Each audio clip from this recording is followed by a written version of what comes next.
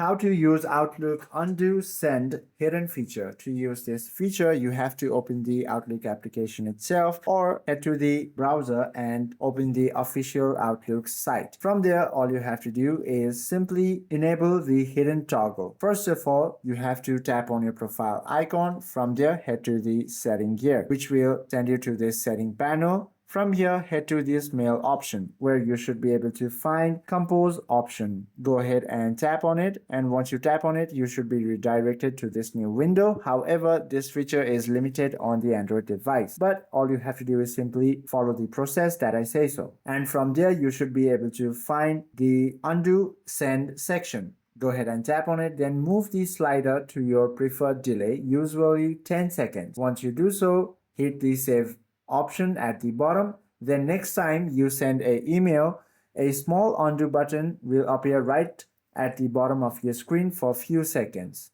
I hope this video helps you out a lot. If you have any questions or queries, please do comment down below.